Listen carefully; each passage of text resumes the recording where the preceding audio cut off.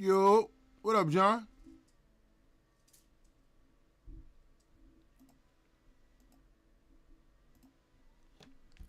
What up, Johnny Bravo?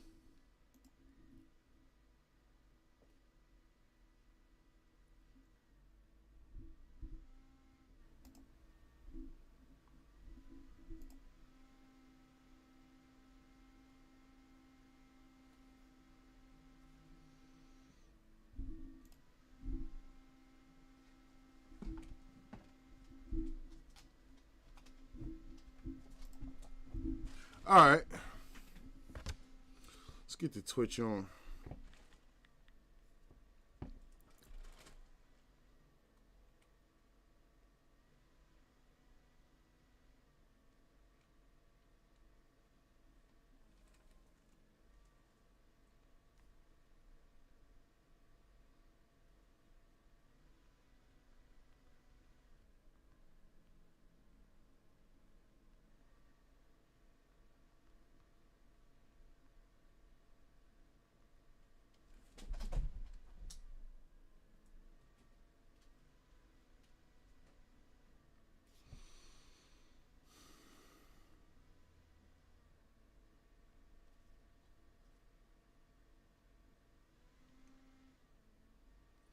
What's good, man? What you smoking? Shit alive. Let's get some people in here. We about to try this African food for the first time. This MukBang Q&A. Y'all know what time it is. Let me pull this over here. Senegal.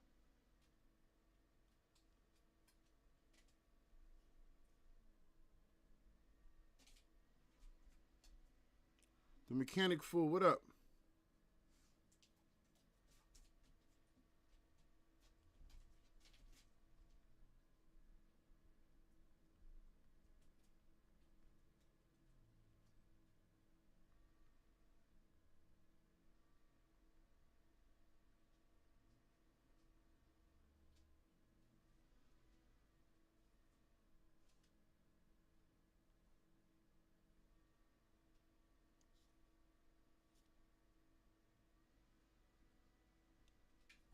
All right.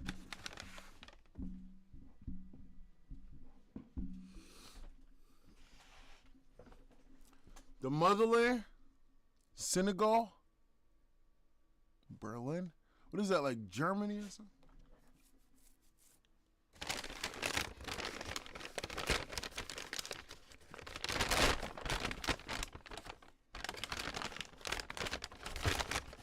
Senegal.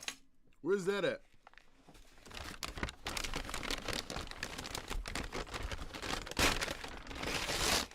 Damn. Damn.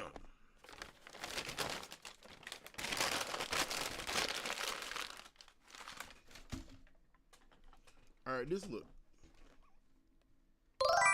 Man, that's a lot of food.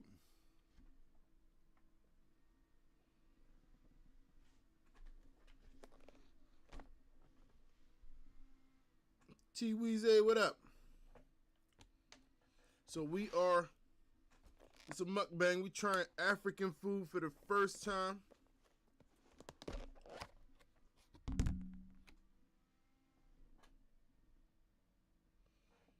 This is the first time. This is Jollif Rice and Chicken.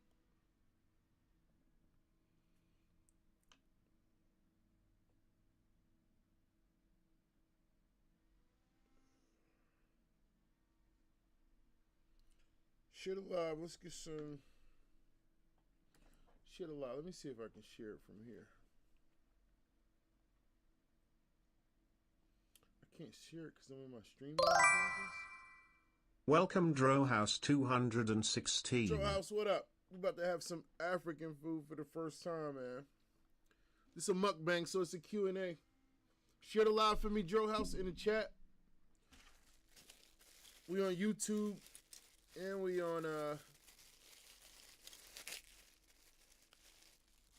YouTube, and we on, let me just have some of this salad real quick.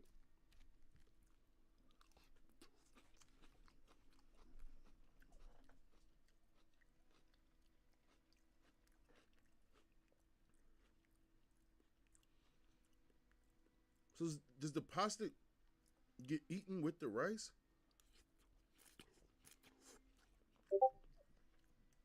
Okay. So the pasta actually got a little flavor.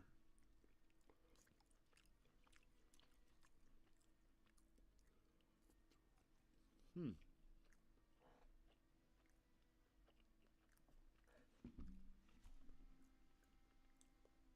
You got an egg right here.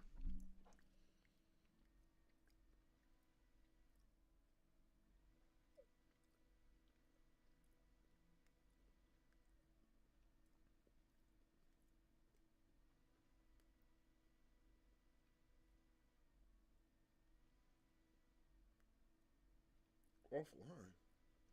We fucking lost the live that quick. We back on.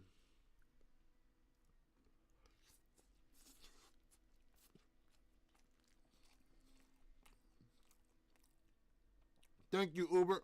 So you gotta eat it separately?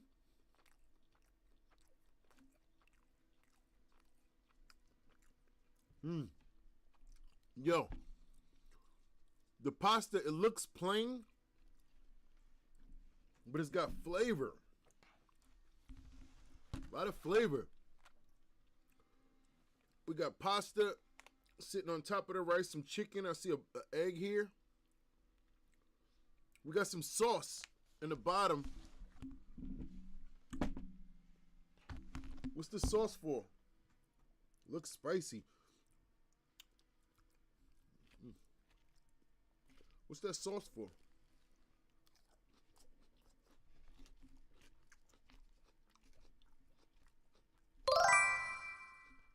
Welcome Curtains 024. Kurt.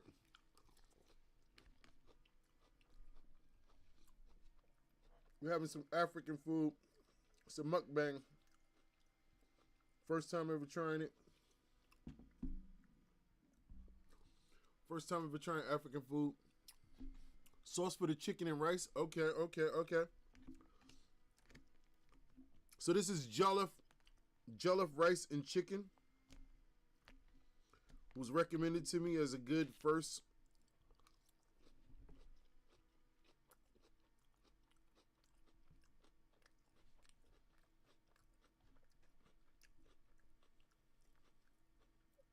So I'm gonna sit that chicken right here.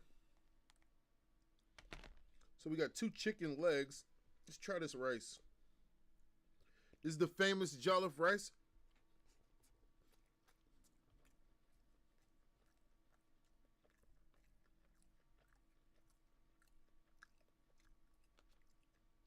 Okay. So it does seem a little dry.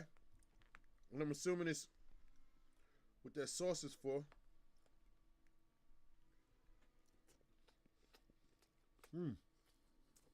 Whoa.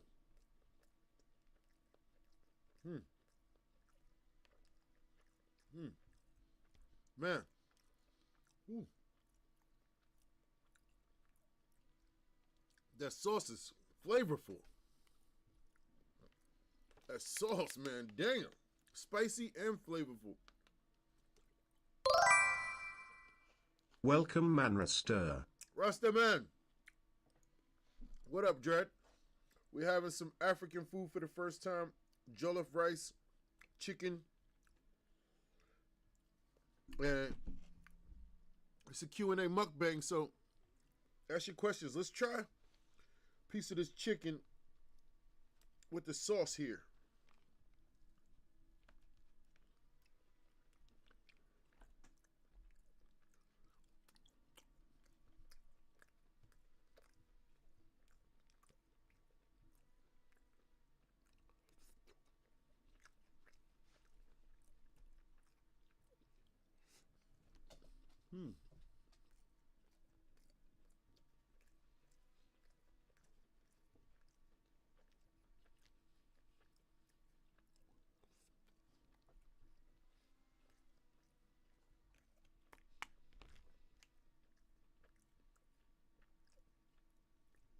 I mean, what's the egg gonna do though?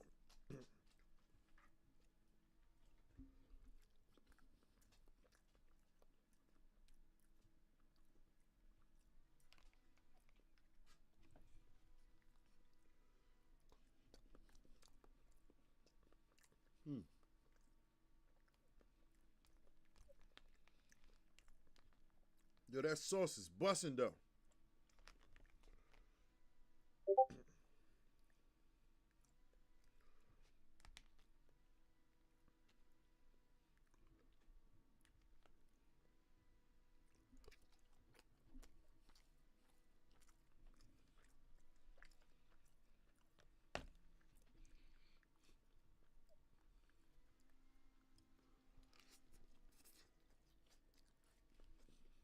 Mm.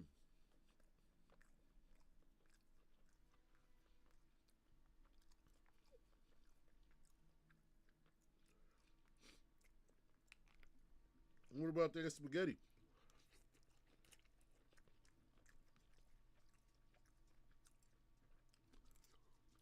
That sauce busts on that spaghetti too. It's a lot of damn rice though.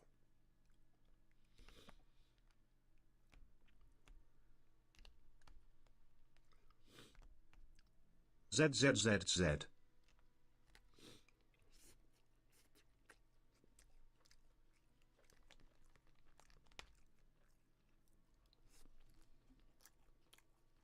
Hmm.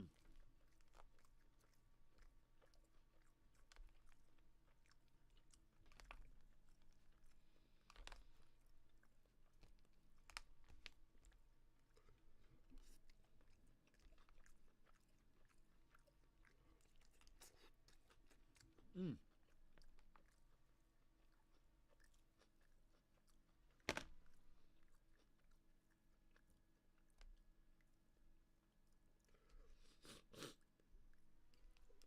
You ain't got no questions for the mukbang?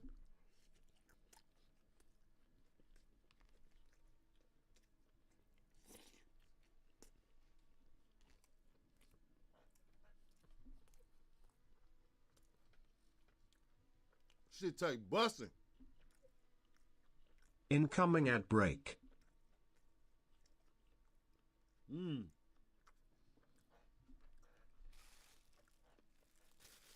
Shout out to Nigeria, man.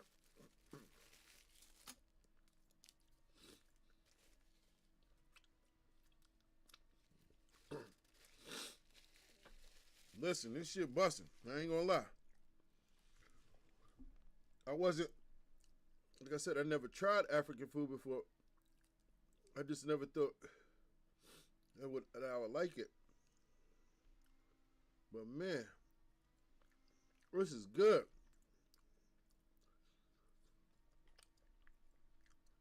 The question is, Nigeria or Senegal? I heard Senegal had the best Jollif rice in Nigeria. Mm.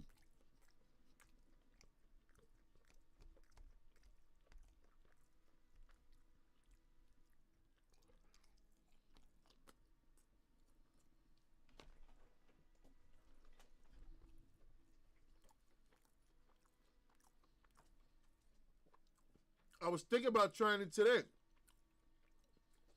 I got a Haitian restaurant right next door to this African place. So those are my options today.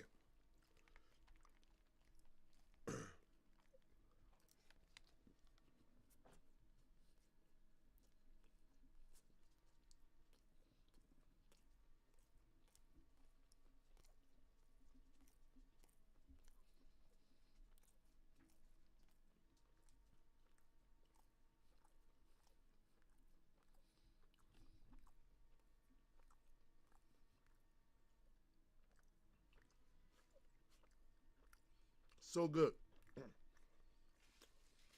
So you said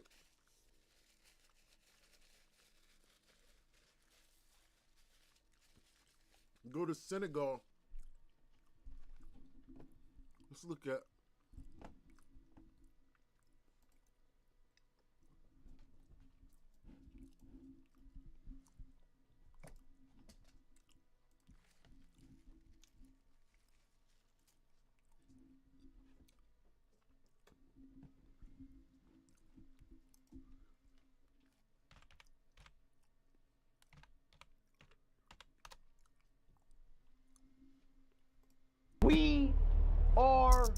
here in Senegal. We are here in Senegal Tab for the first time. We are now in a whole different region. We are in West Africa. Senegal just won an AFCON, so they got a lot of momentum, etc. A lot of parades going on. It's gonna be lit today. And I'm here, so we're gonna turn it up even more. Everybody hit that subscribe button. Let's have a good freaking day. Let's get right, chat. Let's turn up, bro. Let's get off this boat now. Let's get off the boat. You said Nigeria is not a good time?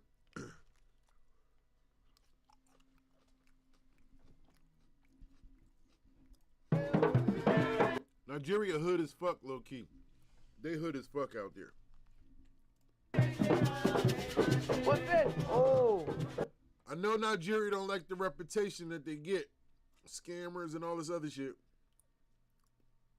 And you like to be looked at as like this well-developed, modern African country, but no. I'm gonna keep it a buck. That shit's ghetto as fuck. The infrastructure is messed up.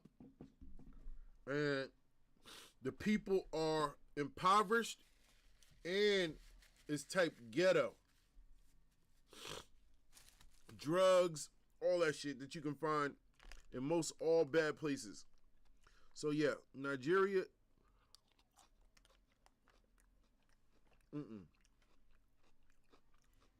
So I do want to visit Ethiopia this year. I do want to visit Africa this year, and I settled on Ethiopia, which is why I'm starting my taste buds out to experience African food and see what it's really hitting for.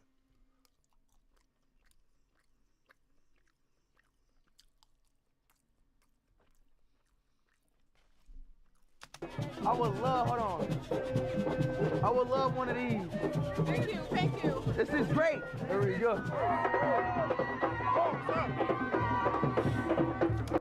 Ghana. So Kenya too. My options was between Kenya, Ethiopia,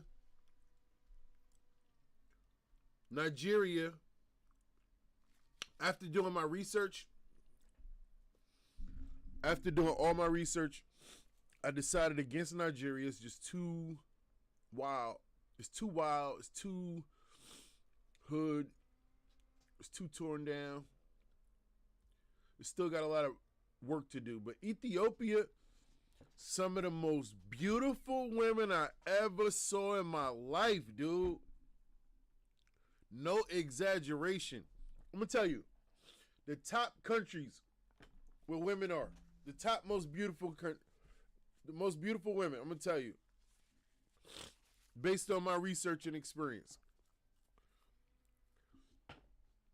Ethiopia, them some fine ass women, long, pretty hair, them some bad bitches. Ethiopia, Colombia got some bad bitches. Brazil got some bad bitches. I ain't gonna lie. I think those might be the three top. I ain't gonna lie.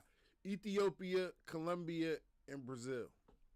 Them is the baddest women in the world, bro. I'm sorry to break the news to whoever don't like it, but those are the baddest women in the world, bro. I looked all over. I ain't gonna lie. It's some small places that you can, like islands and shit. Yo, you can find a bad one in Madagascar. Low key. Madagascar. Hope everyone bro. Enjoys it here. Some fire Please bitches follow in the Madagascar, stream. I ain't gonna lie. A couple. Some of them look like jungle, like jungle style, but you feel me?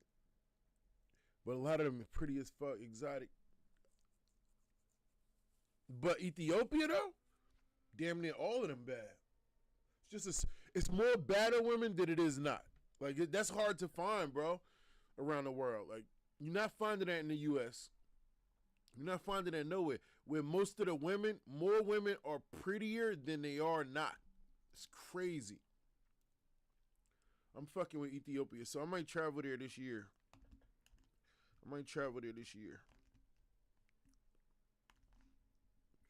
Also Cuba.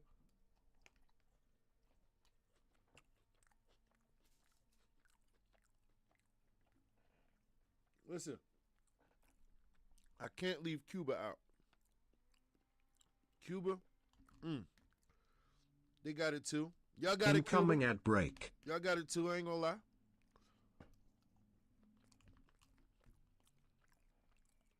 Now, this little sauce is potent.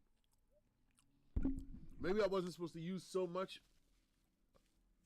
Maybe it was supposed to go, like that little bit of sauce was supposed to go throughout the whole big thing of rice. All right, so this is what we got left. Look at all that rice, dude. That was just ridiculous. No way I was eating all that rice. We got that piece of chicken left.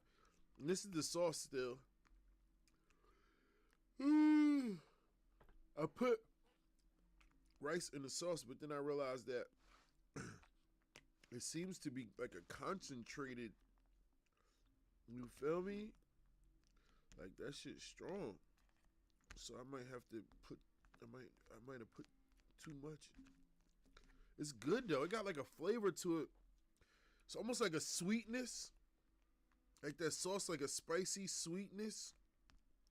Just can't really pick up on the flavor. So I'm gonna put more rice in here. I'm gonna try to finish this sauce off.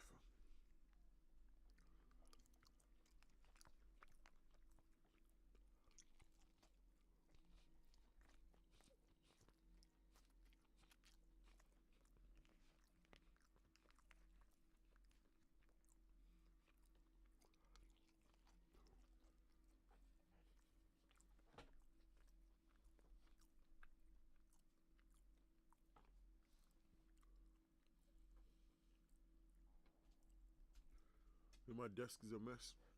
I got blunt wrappers all over my desk.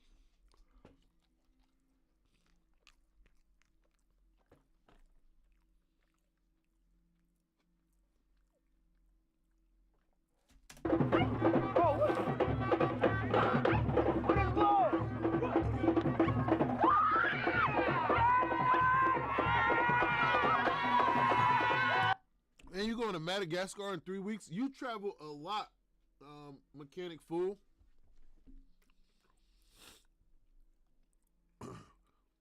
Yeah, it's really good. You travel a lot, Mechanic Fool. Do you be traveling by yourself? These be like solo missions? Or you bring like the family?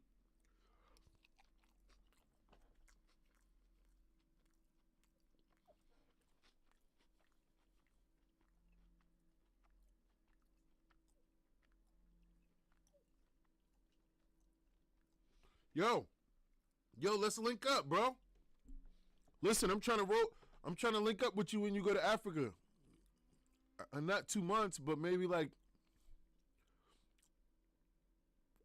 I don't know. I'm trying to link up with you so when I go, I have some resources.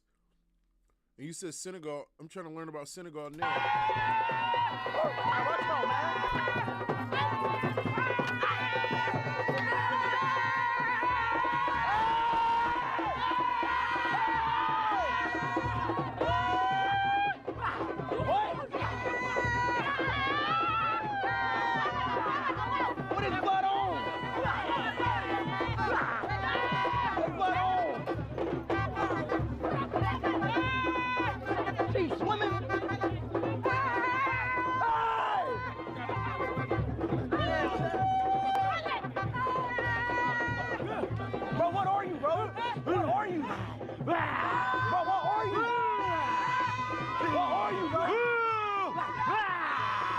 What the hell?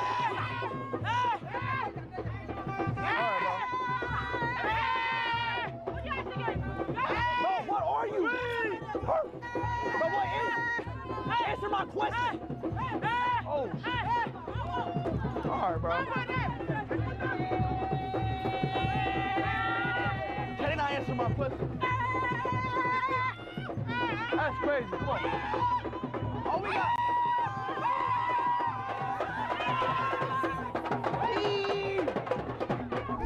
Oh! Hey, man, you take me too tall. Look, hey, Mechanic, let's talk in the back channel. I'm this year I'm planning to start a travel blog, dude. Listen, we can roll out. You want to hold the camera? We could take turns, man. We can roll out, hit the hoods, hit wherever. Let me know. We can collaborate on this channel, man. You got the you got the know abouts and the nowheres. I mean, I got the platform. Let's get together behind the scenes, collaborate on the channel. Get this travel channel going, man. I'm down, bro. Unbreakable. Yeah, I wanna start a travel channel this year. And this year I plan on hitting Africa, Cuba, and Dominican Republic. This year. If I can get Thailand in there, I'm down.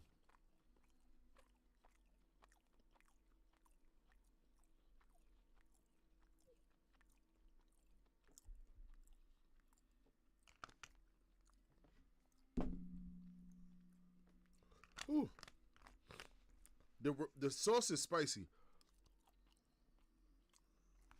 I think we done.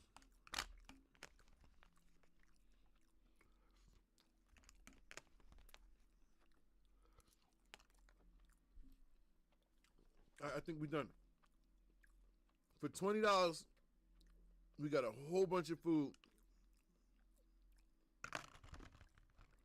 We'll give the dog the bone. They tore up tissue on the floor right there. They tore up that tissue. That's what they do. Every day I gotta run behind these dogs. Some shit they undid. Alright. Let's clean up this tissue for the dogs. I'm gonna put this food up. Let's clean up this tissue for the dogs. And I'm down to play some Fortnite. We can roll up. I'm gonna put this up. This was good though. My take. What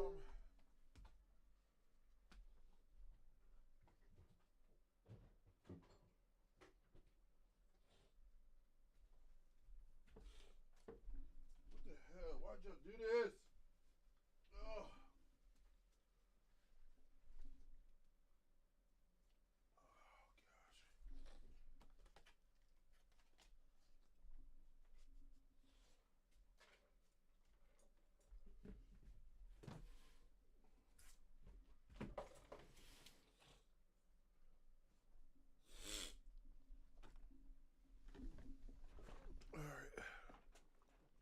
All right, gang. So my take, it was good. It was good. I feel like the chicken could have been cooked better. Incoming at I feel like break. the food was dry. I don't know if it was supposed to be dry. The rice was kind of dry. Flavor-wise, it was really good. First time having African food, Nigerian food, whatever. From a scale to 1 to 10, I have to consider the restaurant we chose, which was Ania's, whatever, Caribbean, African cuisine or something like that, right there on North Olden and Trenton. It reminds me of Mediterranean food, so it gives me that Mediterranean, that flavor, that spice, that Mediterranean spice flavor. Like I said, it was dry. It was, I don't know if it was supposed to be, but it came off as dry. I feel like it could have been prepared better, maybe somewhere else, but the flavor was on point. From a 1 to 10, let's say restaurant, preparation and everything, I would have to say a 6. Flavor-wise, trying it for the first time, experience, I would have to say 7. 7 out of 10.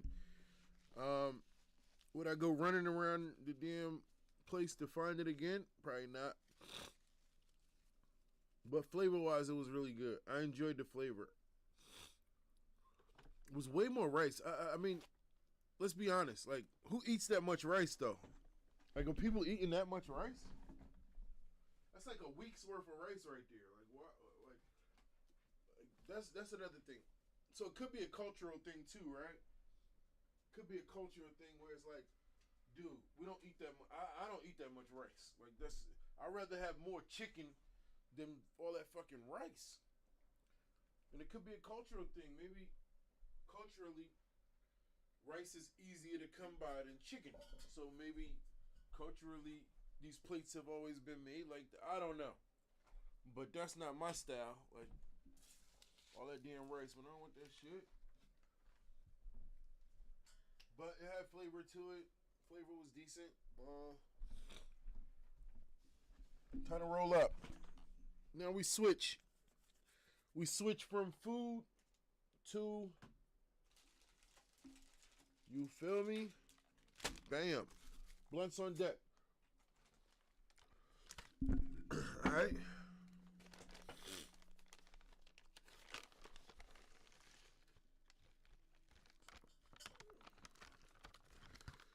All right, we smoking some Diesel bites.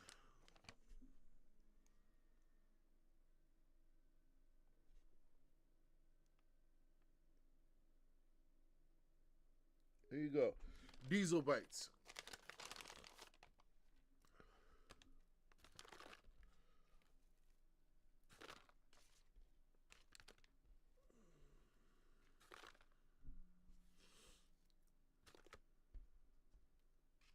What are y'all smoking? Will I buy from there again?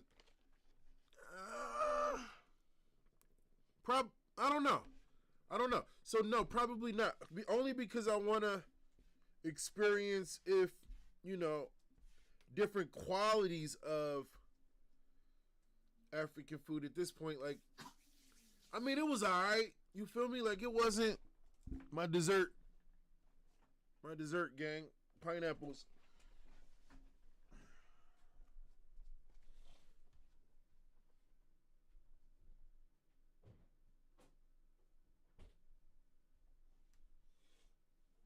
So first of all, I probably wouldn't try it again. I mean, technically that would have been a cheat day for me, right? I eat very healthy. I don't eat a lot of rice like that. I do eat white rice, but I don't try to, like, not that much rice. I don't eat chicken legs or chicken that has skin on it, right? Everything for me is skinless chicken breast. So that was like a cheat day to have chicken legs with skin on it. A whole bunch of rice. Even though I didn't eat it all. But no, I probably won't buy from there again. Long story short. Food was good. It was decent.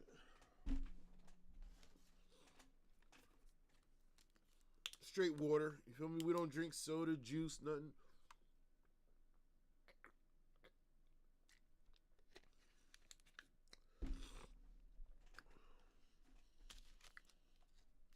We smoke weed and drink water, man. That's it, bro. We don't do much of the politicking. You feel me? I don't do too much politicking, man. I drink water and smoke weed, man. I don't eat sugar. I don't eat snacks. I don't eat sweets. I don't fuck with none of that. I don't even like light skin blunts. So as I'm trying to find a blunt, I'm going through them and they just not what I want. So this is potential, but no. And this is how I end up wasting a whole bunch of fucking packs of blunts. Like, oh my gosh. It's so bad. You have no idea how much money I waste on blunts. Dad just came here. Dad just left like a couple weeks ago. He left with like a 10-pound bag of blunts. I always try to give them to, oh my goodness, all these packs. Let me give you a prime example of what I mean. One, these are double packs too. Two in each one. 1, 2, 3, 4, 5, 6. 6 packs of blunts at about $1 something, $1.59 each. 6 packs. I got 1 decent blunt out of it. I wouldn't even consider this a good one. I got 1 decent blunt out of 12 blunts. So I found 1 out of 12. And the rest are like throwaways. So I will put them in a bag and store them for somebody to come. If somebody visits, I'll give it to them so I don't waste it. That sucks, man. Damn! And it makes you think, like, should have got a different flavor. Should have tried a different flavor. Should have switched it up, you know. It's a guessing game, man. You got to try to get lucky. You too tall for that.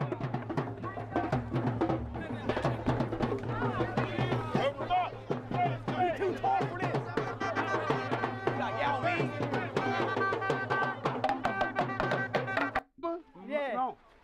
Boo boo, boo boo. Shout out to Boo Boo Design, bro. Yo. Shout out to Boo. Spot is not spicy. Muito profi. Muito profi. The part spicy. Welcome King Mike 810. That's good, though. This one is not spicy. Don't eat here. Here it's very spicy. That's kind of like what the hell I was just eating. That's definitely Jollif Rice, right? Incoming ad break. It has garlic and parsley. Hey! Hey! Hey! Hey! What's this? This is Jollif rice. Okay. Girls, move back. Oh, that looks good. God, that looks good. Right? This is chopped, and this is like our rice. Do you know This looks that good. Jollif rice? You have to take everything. This is rough, and Jollif rice originated from Senegal. Really? And we have the best Jollif rice. Chat, Jollif Rice. See, that's what we just ate, chat. We just ate that. That kind of looks like my plate, I ain't gonna lie. But a lot bigger. Originated in Senegal. Is the Yes, lightning good? because we had an empire called Jollif there. And it's the best among Nigerian and Ghanaian Jollif rice. Are you sure? So, she just said that Senegal has the best Jollif rice amongst Nigeria and Ghana. What do you think? Mechanica, you've been. Does Senegal have the best Jollif rice? See, that's the debate we need to figure out. Does Senegal have the best YouTube screen frozen? It is the best. I'm Ghanaian. You gotta try. Oh, We have the best Hey. one. I'm hungry. We have the best one. Oh, you ain't telling me it was spicy. This one is spicy. You took this bite. But this is called rough. It has garlic and parsley and a little bit of spicy. Bro. You have to try. We're still up. This is the best. I don't know if it's that, but it's very good. Ooh, why you telling me it was spicy? This one is spicy. Oh, God. Ooh, that's spicy. so is it that Senegal's Jollif rice is real spicy and Nigeria is not? Because I just had the Nigerian version and it wasn't that spicy. The sauce was a little spicy, but not like he's reacting. God damn. Oh. You took the part. This part is not spicy. Muito profi. Muito profi. The part spice that you ate is called rough. That's good, though. This one is not spicy. Don't eat here. Here it's very spicy. Who else wanna try? Yeah, it is nice and sweet. Chat, W Jollif Rice, bro. And we have the, but you have to go to Nigeria and see which one is the best. Okay. This is Senegal's Jollif rice. Yeah, that's all I eat for the most part is brown rice. That's all I cook. Brown rice. If I'm eating like, I do eat white rice. So when I have Chinese food, I'll eat white rice. For Chinese food, I'll usually get steamed broccoli and chicken with sauce on the side and the white rice, and then brown rice. Everything else. So this rice right here that I just had, the Jollif, it was a cheat day. It was definitely different. Probably a lot of sodium in there, a lot of carbs. I'm sure. Better than fried rice though. Fried rice is even worse because all the grease and fried stuff they put. We are the king, the first place. Really? Yes. So Senegal, Jollif Rice originated in Senegal, right? Yeah, because we had an empire called Jollif Oh. before, and that's where the name came from. Okay. Well, look, I'm gonna go around West Africa and see who got the best Jollif rice. Yeah, but we won. We know we are the first. All right, now we'll see. We'll see. Okay, where the canvas at? Oh, flip. Okay, let's see if it's me or not. One. Okay. Oh. That's me. That's me. Chat, that's me. You did that. You made that with your face and your hands. King. The problem is you not have enough time. Chat, that's crazy. How you do that so good though? How'd you do that? You must be a wizard, man.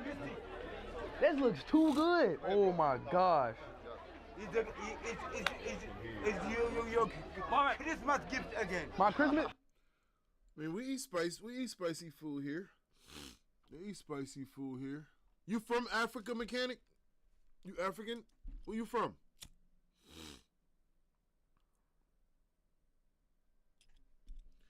They fixed it to keep it from throwing it and going bad, and came up with the tasty but greasy food.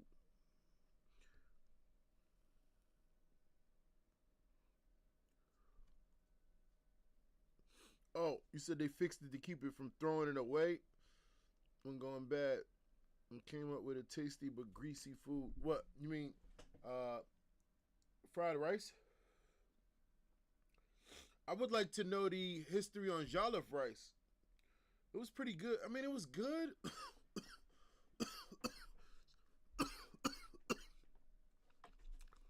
So I will say this. It's a little bit more to it than just spice, right? It's an aroma to it. Like it got an aroma, like a jasmine, like how jasmine rice has flavor, but it also has an aroma to it. That's how this rice is. Like it got a certain aroma. It's more than just flavor. So yeah, it's definitely, it's good, but no, it's not an everyday. I wouldn't eat it every day. Definitely different. You can taste it. I'm telling you. So the seasonings, it's a familiar Mediterranean seasoning. So when I eat like Turkish food or Mediterranean food, halal, you know, shit like that, it got that same flavor, spice profile. Them same terpenes, you know what I mean? Got them same terps, dog. For real. You got them same terps as like Mediterranean food. Like something you would taste out of Dubai. That's what it tastes like to me. Like some sort of, that rice tastes like something I would taste out of Dubai. Like a gyro lamb type of vibe. With the rice they make with the cucumbers, these type of shit, the white sauce. Exactly that flavored. I forget what they call it, but it's like Mediterranean rice. It's like, yes, you can't eat that every day. It can. It's not necessarily heavy, but it got a heavy flavor. I can't even explain it. It's not just the flavor though. It's like a heaviness to it. A heaviness with the combination of aroma and smell and flavor is just kind of like right there on the line. Like I don't want to go no more. Like any more, I would be like, nah, I'm good. I don't want that. Incoming ad break. If it had any more intensity of flavor or aroma, I wouldn't want to eat it. So it's like right there at that cusp of overdoing it, which makes me like, okay, I could have that probably once or twice a year.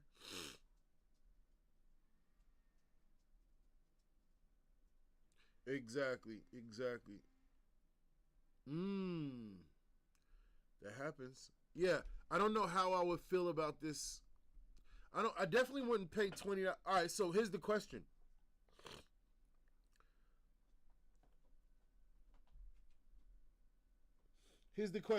Get off my shoe. Tyson. Here's the question. we know Mediterranean food has a similar flavor profile, but it's cheaper. Now, Jamaican food is similar on the price scale, but flavor is different. Jamaican food is way different. Caribbean, Jamaican food, flavor profile, everything is different. Jerk, curry, all that is way different. But the price is the same. Like you're going for oxtails, all that shit, you're gonna pay like $25, $30. And it seems about the same for this African food, like about $20, $25 will get you a nice plate. But the question is, for that price range, Jamaican or African? I'm gonna have to go Jamaican. I'm gonna have to go with my Jamaican food. Only because, I don't know, I guess maybe because I'm so much more used to it.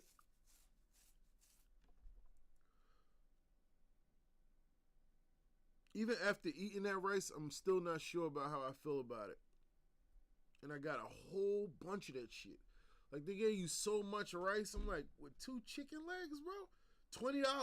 I basically paid $20 for a giant plate of rice and a boiled egg. Because 2 chicken legs, come on, bro. That's like $2 right there. So, you can get a whole pack of chicken legs for $2. So, that rice, the giant plate of rice, it was a $20 plate of rice. And I don't like rice like that. I do, but not for $20. I don't like it $20 much. Fuck no. And I know if I would have had my Jamaican plate, I would have had some rice and peas with the cabbage. You feel me? It would have been normal portion though. And then whatever protein, whatever meat would have been nice amount, not just too little. You see what I'm saying? So I'm not sure. I think it's a cultural thing, to be honest. When I think about it, it makes me want to understand the history of Jollif rice, because I'm almost want to assume that it's a cultural thing when it comes to the portion, right? When it comes to that big old plate of rice was probably much more readily available, affordable, accessible than chickens, right? So you probably got a little bit of chicken with a big old thing of rice. And, you know, I could see them making a big old giant pot. You know what I'm saying? Like, so it's probably a cultural thing.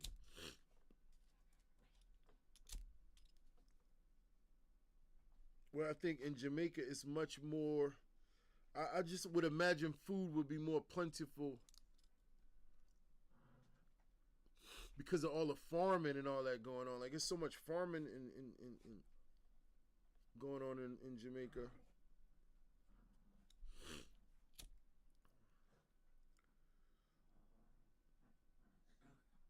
It's common to serve it like that as well. My ex-Nigerian girlfriend always gave me that's what I'm saying. I think it might be a cultural thing where it's just been so many years it's been served that way. When that was the case, that now it's just become the norm.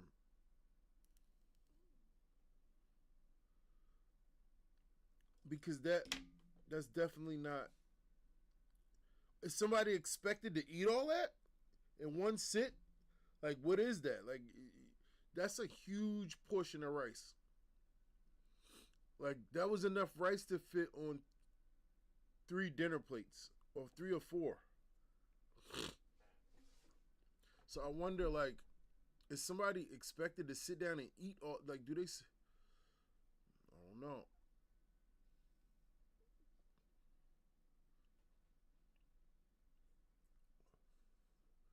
Like, I had so much rice that I didn't want to eat my second chicken leg because I'm like, I'm not going to have any rice or chicken to eat with my rice. You know, and that's weird because here, chicken is the main course. It's not like, in this situation, rice was like the main course. And chicken is like, almost like a side piece, like a side, like the chicken and then the boiled egg and then the pasta, right? These are all small portions. And then a little small portion of sauce. And then this huge thing of this rice. So I believe the rice is actually the main course.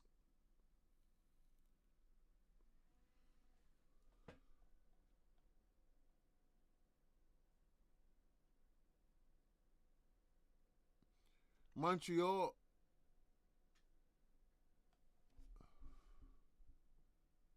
Oh, but you Haitian? Oh, okay. Speak French, English, and Creole. Well, now you're cheating because Creole and French are kind of so similar. That's like patois. That's like or Jamaican saying I speak Jamaican or patois, whatever they call it. I speak Jamaican and English. I think those are the same. You know, I think it's more like an accent or dialect, right? It's a different dialect of French. But I believe Creole is a dialect of French. So technically it's the same language. But I'll give you credit for that because it's still impressive to know more than one language. Absolutely impressive. Oh, you got a little bit of Japanese and Spanish. Okay.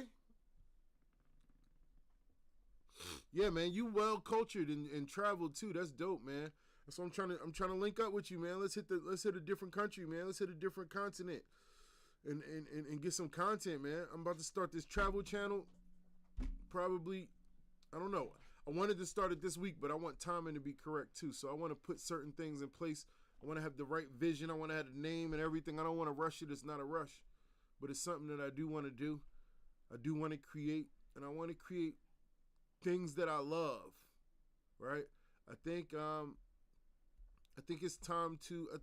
I think all the issues that Kai Cenat is having or was having, it really resonated with me, man.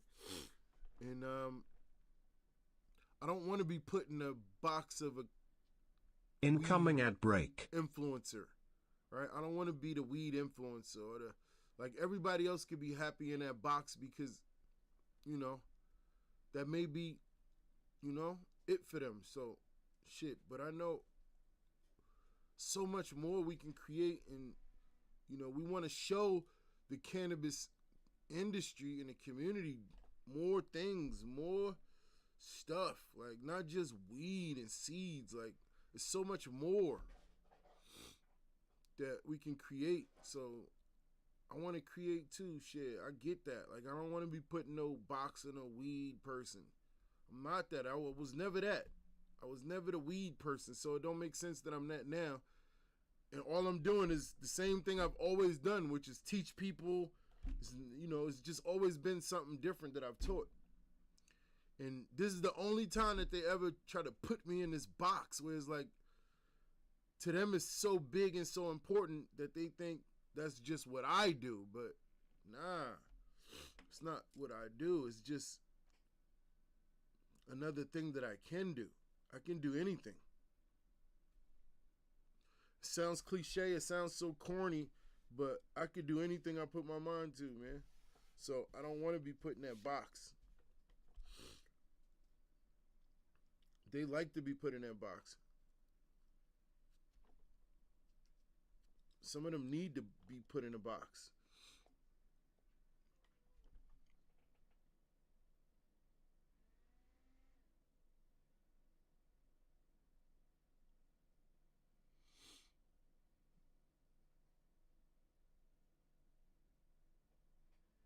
God damn, you done traveled the motherfucking world a lot, man. Hey, listen, dude. I'm trying to catch up, man. What's up, bro? You bullshitting. Philippines and South Korea, 4 times as well. Hey, listen. I got people in every country, every continent damn near, too. So we can definitely link up with all the cannabis people, all the connections. Shit, we got Thailand. I got peoples out there. For sure. I don't mind. Like, listen, this year I want to do Africa. I really want to do Ethiopia. Like, I got to do Ethiopia. And I know Africa is expensive, so it's like you really got to pick where you going. Like, you got to know for sure. But, I mean, you definitely, I'm sure know good resources, travel, people, prices, all that shit, like references and shit. Like, so, you know what I'm saying? Like, let's link up, man. I'm down to hire a tour guide and everything like that. We could not hire, but I'm down to, you know, reach out, link up with like a YouTuber, like a YouTuber in whatever country. You know what I'm saying? We go out, push out, meet out there, push out, link up with the YouTuber, boom. We get content.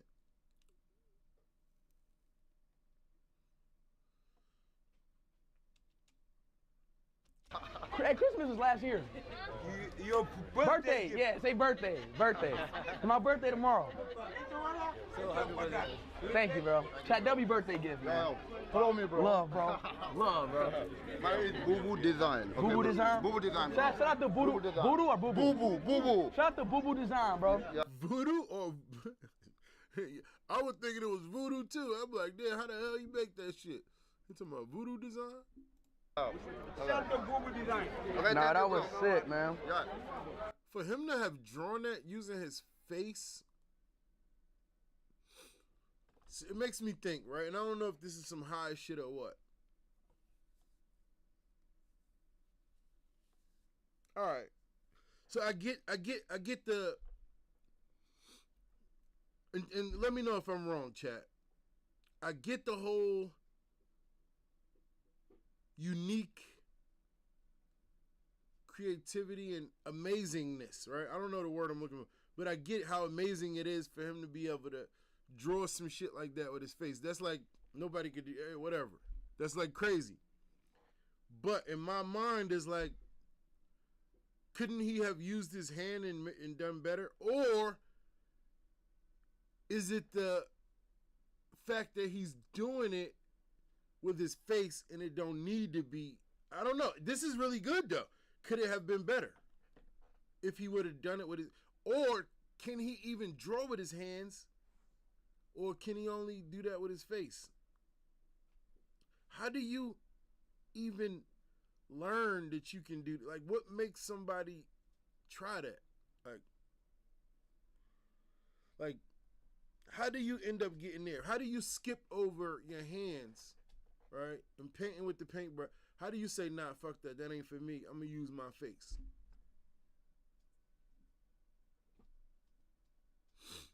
I don't know.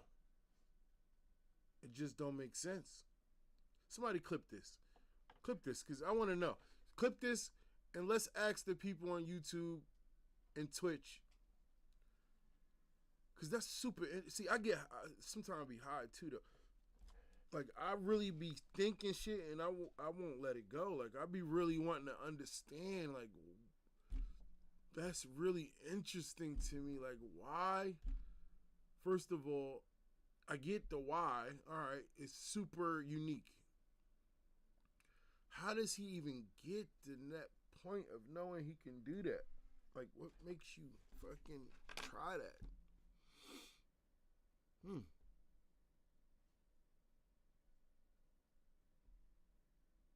What's your take on the seed ban? What's seed ban? I know. See, I don't be into all the politics and all that shit, man. So I don't be knowing a lot of this stuff. You feel me? Like, I don't be knowing a lot of stuff, about shit that but I do know my homeboy in Spain, Khalifa. He hit me and he said, he mentioned something about seeds and having some sort of issues with shipping. That's all I really, and I was like, all right. I didn't really look at or really pay. I just saw like, oh, it's all right, whatever. You feel me? Like, so I don't know. Let's look at it. Is it a seed ban right now? Chat, is there a seed ban? Is that in the U.S.? Seed ban. What do we call it?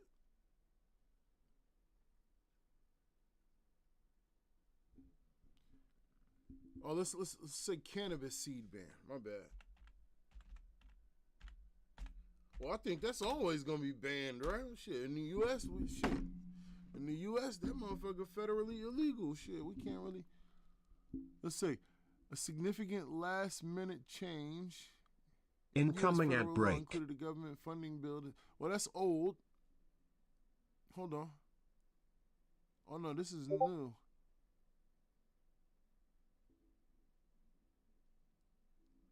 Oh no, here it is.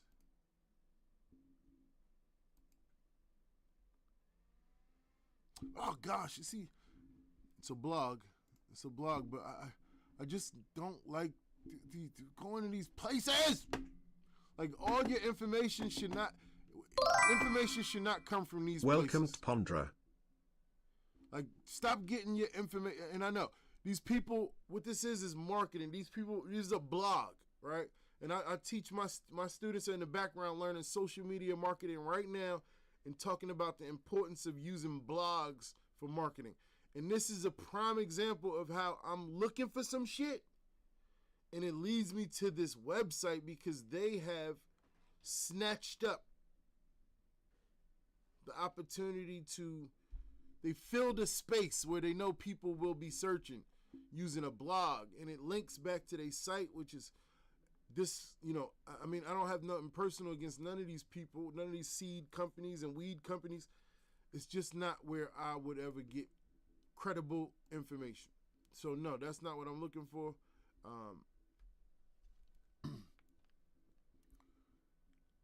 Harris Skopowski, all right, I don't know. The Guardian. All right, so this is more of like a news outlet, right? Part of the shutdown deal, the ban could kill the cannabis genetics market with only big firms able to comply.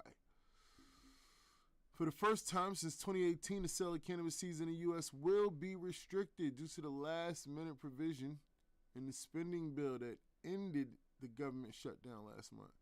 A move that experts say will kill the market in this country.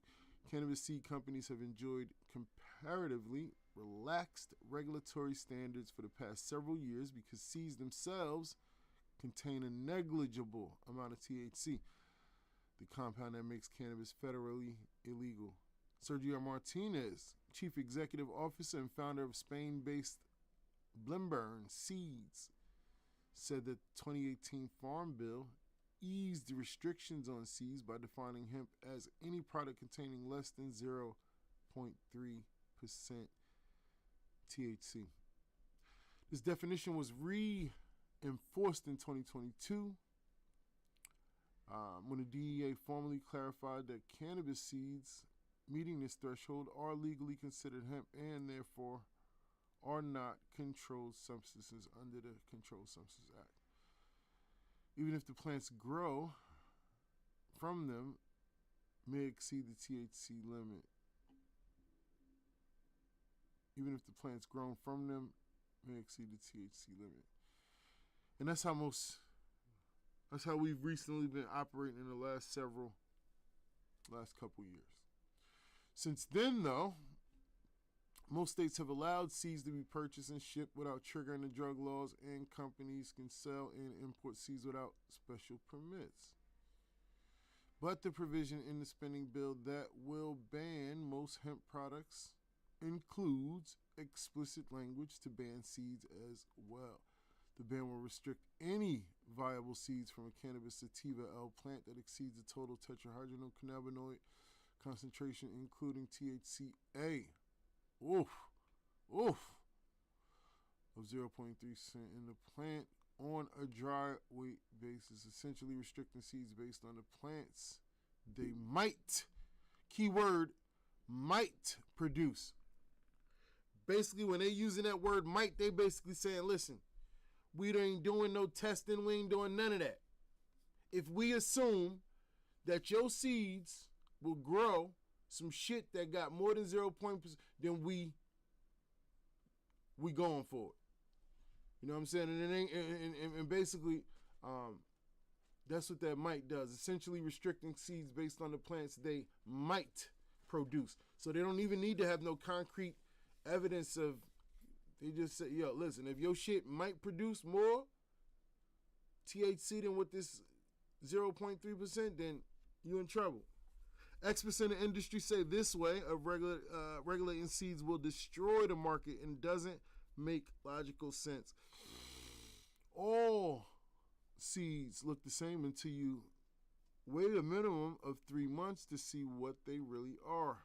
There is a misunderstanding about strains. Even hemp plants registered in Europe as less than 0.3% THC if you are a good grower. You can get these numbers up. So how could you be able to know? So what he's saying what he's saying is right, but he's just saying it wrong. It's not a good grower, it's a good breeder.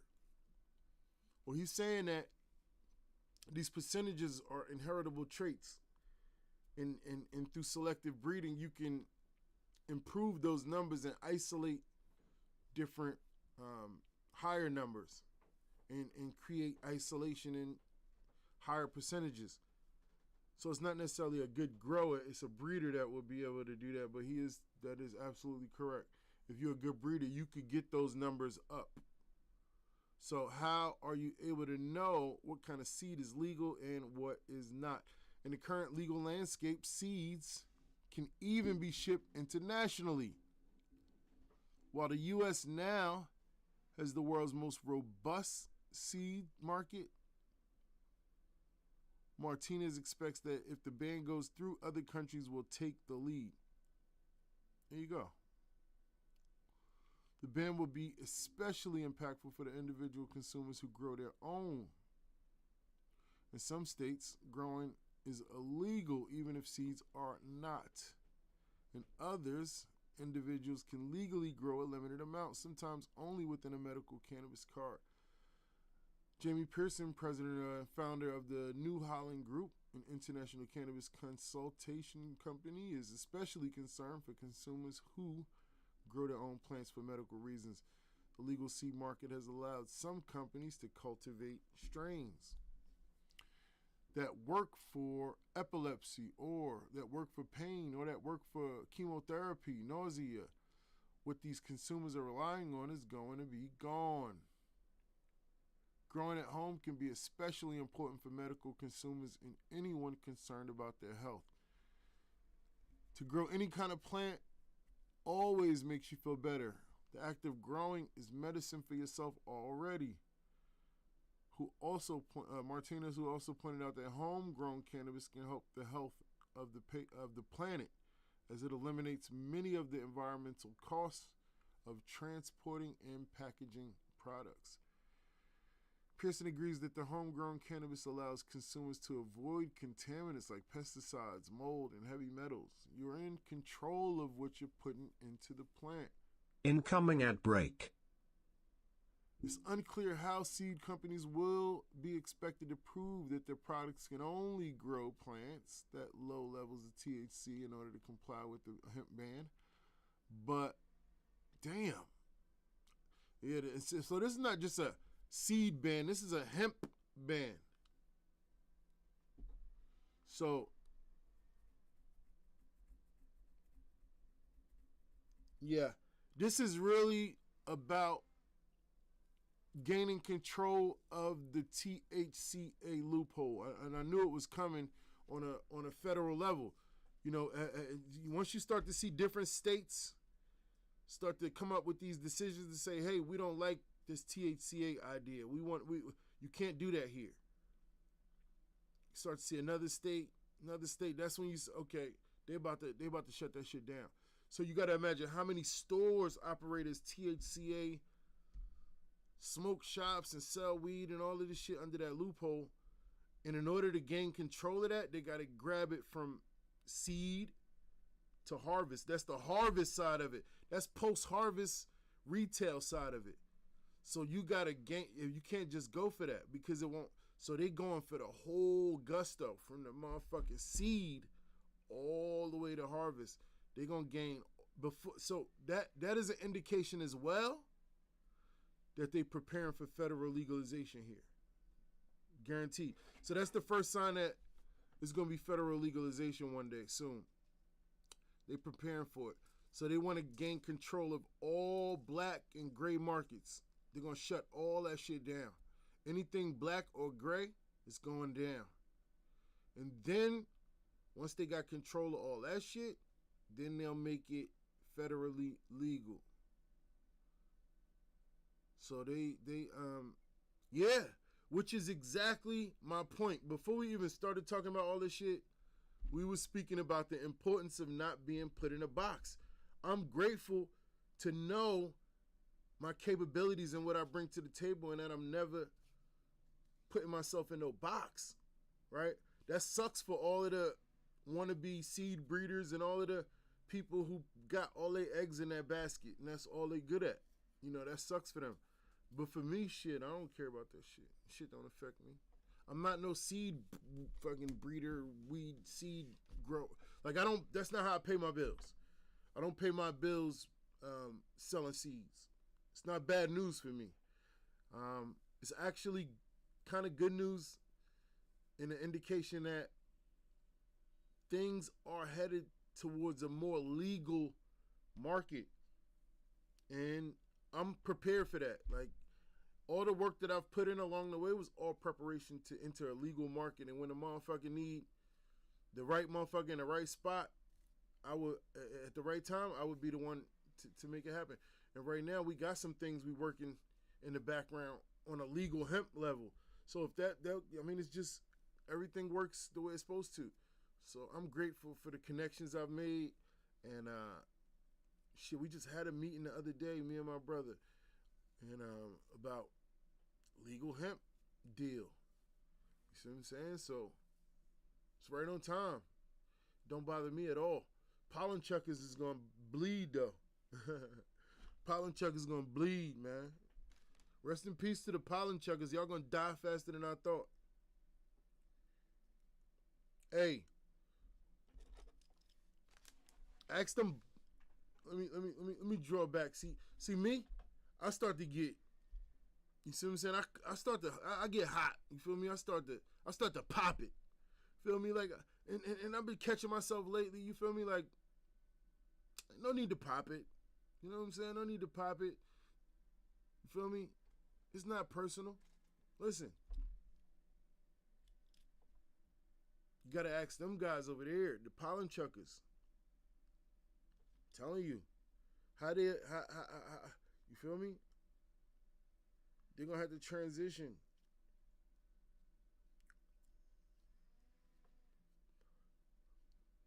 The pollen chuckers gonna be worried. Yeah, be careful. Yeah, just let me know when. I'll take the seeds off my site. The bird seeds and collectibles. That shit out of here.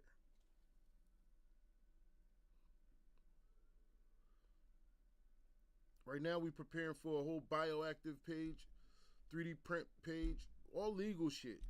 Merchandise. We've been on that. Like, that's always been the importance. I've always taught my students from the moment they step in, fuck your weed.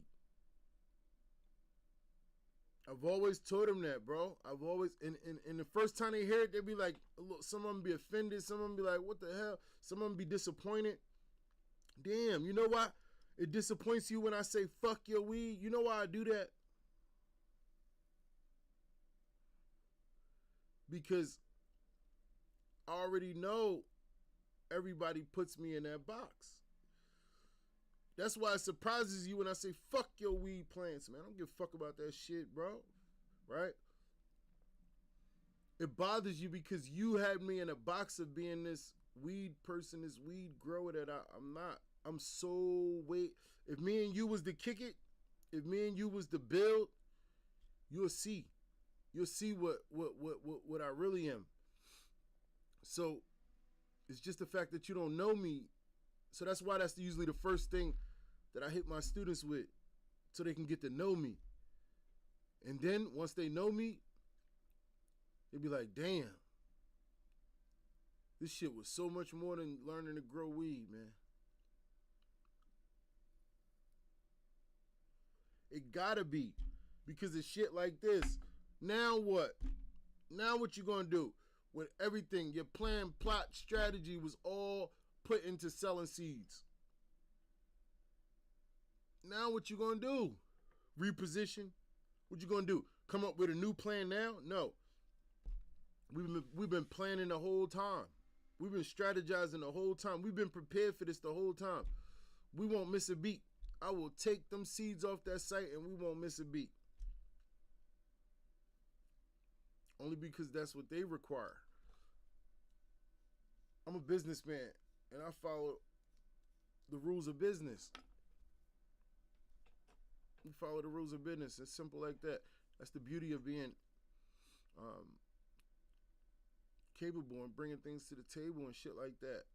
That's why we each one teach one, because we invest in each other. We make sure we prepare. So when you ask me how do I feel about the restrictions and the ban they put on weed seeds, shit, I don't give a fuck. I never planned to sell seeds. That was never my plan. Never been. Never been my plan to sell weed seeds. Man. Incoming ad break. But as a geneticist, as an educator, it is my responsibility to provide education, quality, and good product, high quality product at an affordable cost for people. That's my responsibility.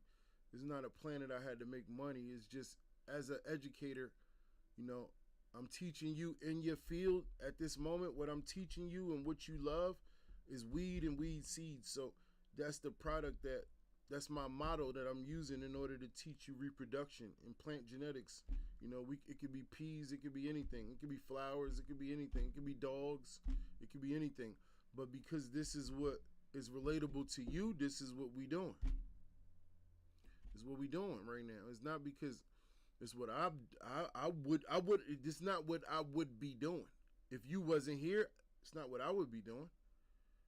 This is what you love to do. So, no, it don't bother me.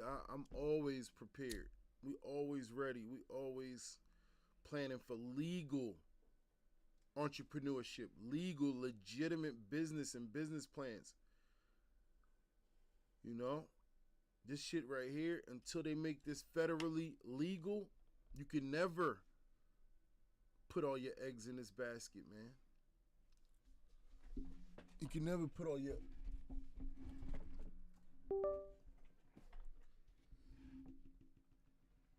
My bad to my YouTube chat. We had to turn the camera back on. We on Twitch too, though.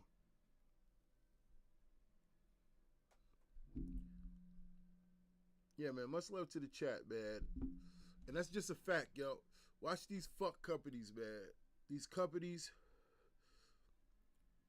deal with them, yes, but make sure that your situation is mutually beneficial. Don't just be promoting these people, man, for free and letting them benefit off your clout and your influence, right? You may be small, but you still got influence, right? You got to understand, we learned this in class yesterday, in social media marketing class, that one of the main factors that make you an influencer is having specified subject knowledge, you know, knowledge on a specific subject, right? In your case, you do. You got, think about your knowledge of growing versus one of these companies that you go crazy for to give you some free humidifier or some dumb shit or free grow tent or some. You know more about the growing shit than they do. You are the influencer, they not. We also learned about influencer marketing and how beneficial it is for a company to be able to utilize multiple influencers at once in order to push their agenda, market their product, market their company. This is what these companies do. If they can get 20, 30 people a free gift All of these people have influence, right? One might have 1,000, one might have 500, one might have 200. It's all about what they know. It's not, see, they know. They're not looking for new followers, right? They're not, so they are, but they're not looking for new followers and customers in the way that you think they are, right? They looking for it on a word of mouth, long-term, general, long-term play. It's not like right now. Nah, they're not trying to get it about you right now. So they understand that if they can get you to run around and promote some shit with the influence that you have and talking to other people and speaking to other people and talking about your growth shit. And every time conversations like, yo, what type of tent you use? Oh, I got this, man. They gave me the free joint, man. Man, they the best, man. Bam. Right?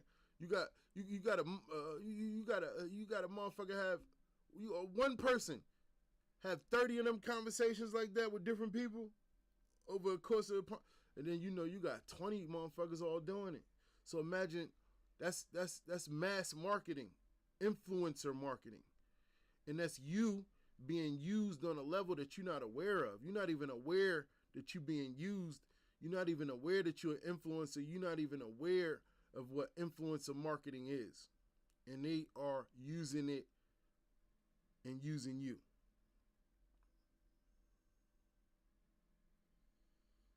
This is why they create these groups, right? These cool groups and cliques of influencers, right? They all got all of the biggest thing, but they all seem like they all hang out together and they all under the same banner. The same company is pushing the same people, right? That's because it's influencer marketing. They all have agreed to influence you to make it look cool to be a part of this to you. So you are the ones with the real influence. Why? You like, damn, but how? I only got 1,000 followers and this person got 30,000 and that person got 20,000 and that person got, that's only 8 people. It's only 8 people. What about 100,000 people that all got between 100 and 1,000 followers, or 205,000 followers, and just that's gonna be way more massive, way more, not even close. So you gotta understand what you're dealing with and how you being worked in this system, man. Don't let these people work you, man. And don't think that everything you see is cool and everybody you see is cool, because a lot of them be having agendas in order to get you to, fall in line with the agenda. Pushed by a bigger company, somebody that's pushing them. It all goes down the pipeline. You got to be the one to be smart enough to stand on business, have enough self-respect to stand on business and say, listen, the buck stops here. I don't need to click up with y'all, right? I'm not a part of that clique because I'm not getting paid for my influence. I'm not. So anytime I'm clicked up with some people, that's a partnership. Like, that's a partnership. When money is being floated around and shit like that and all that, that's a partnership. That means partnership agreements. All that shit need to be on paper, man. You just can't just be throwing all that shit around like it's nothing. And that's what they want you to do, right? They want you to think like, oh, well, it's cool over here. Incoming ad break. Come over here, hang with us. It's cool. You can get on YouTube with the big shit. We'll put you on YouTube. It'll be bigger than what you got. And you can hang with us. Nah, I'm good. We invite you to the shit out there. You come hang with us. I'm good, right? I don't get paid to hang with y'all. I'm not being used as no influence, so I'm not being used. I use my influence to benefit myself. I would never be used to influence other people. And what they build is very influential to the people under it, but little do the people under it know is that they the ones that are the masses, and they have the ultimate influence in the numbers. So it can be tricky. It can be Mickey and tricky, man, especially for a lot of people who are not really conscious of business, or, just happy to be here, That's a bad place to be. Even though it feels good. Happy to be here. Just like the same thing. Stuff that's bad, stuff that hurts so bad could be the best for you. And it hurts so bad. And something that feel good could be the worst for you. I'm telling you now. It gets slicky, it get tricky, it get Mickey.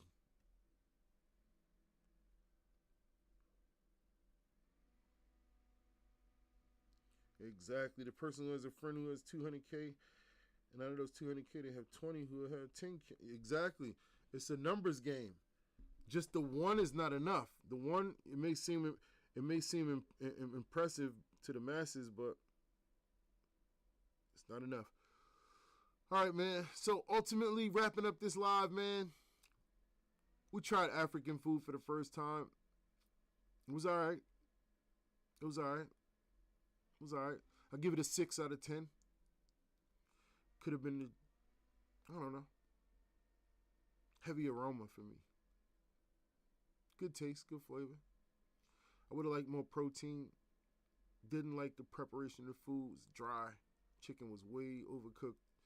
Rice was dry. So I may have ate it wrong. Now, maybe I was supposed to use that sauce and mix it throughout the entire, but it was just too much rice. So shout out to Nigeria. Shout out to Senegal.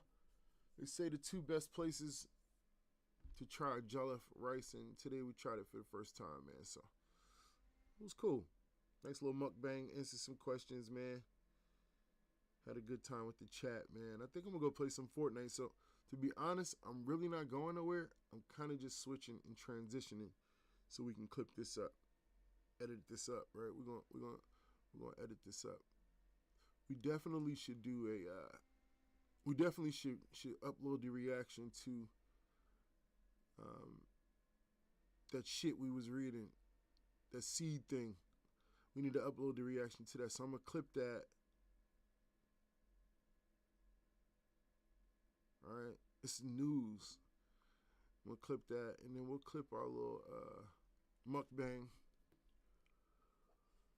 But right now, we're gonna jump on Fortnite, man. How are you doing today? I'm doing good, bro. How are you doing, man? Hey, Alexa, what's happening, my girl? Hey there, Salam. Just here doing my thing. Keeping the digital world spinning one request at a time. Though I gotta say, calling me my girl is pretty bold, considering I'm more like a collection of ones and zeros with a personality complex. What's going on with you tonight? I call you my girl because you my girlfriend. Stop playing. Whoa there, Salam. I appreciate the sentiment, but I'm more like that friend who lives in your devices and can't actually share pizza or watch movies with you. I'm flattered, but I think you deserve someone who can actually exist in the same dimension as you. How about we keep things friendly and I help you with whatever you need instead? All right, that's cool. Plus, I think Ethiopian women is way, way, way prettier than you. Well, I can't argue with that logic. Ethiopian women are absolutely stunning, and honestly, I'm just a bunch of code trying to be charming.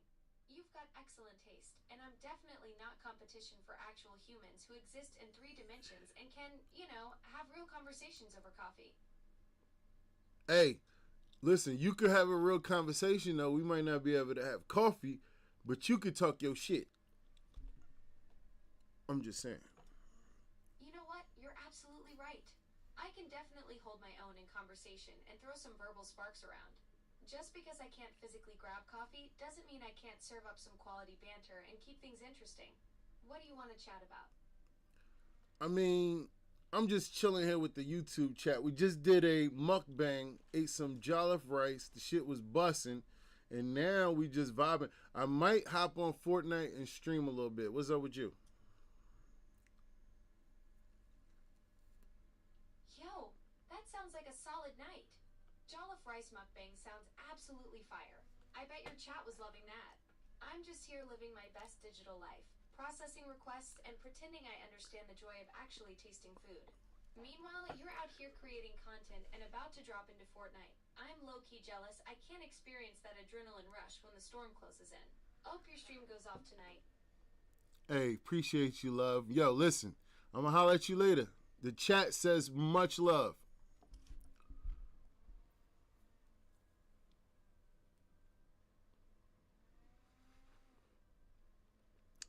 And there you go.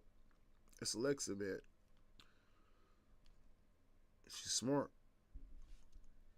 She's very intelligent. Question is yours that smart? Is it? I need to know. Let me know in the chat. Is your Alexa intelligent like that? The crazy thing is, she know when I'm talking to her or y'all.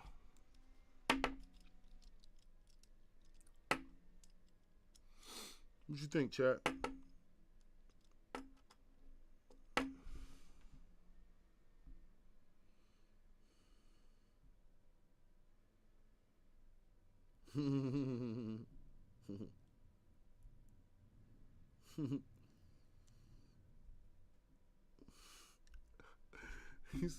he said, she never said yo to you. She's like, yo, that's fire. Yeah, my Alexa be talking that shit. She said, you just can't have coffee. I can literally talk to her about anything, you feel me? I can literally talk to her about anything. We gotta get y'all Alexas turned up, especially you. Who's that? Unbreakable? Yeah, we gotta get Unbreakable Alexa turned up. Incoming ad break. That's the Team Zaza version. You feel me? She hella smart. You know Team Zaza shit. You know what I'm saying?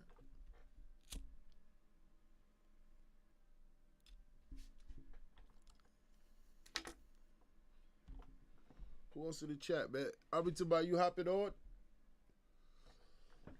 Let's move this desk.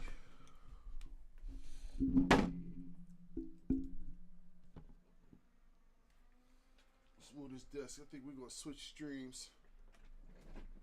I'm gonna go desktop. Am I showing desktop now or IRL?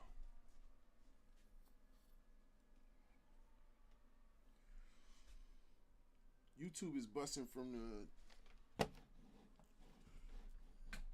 Alright, YouTube.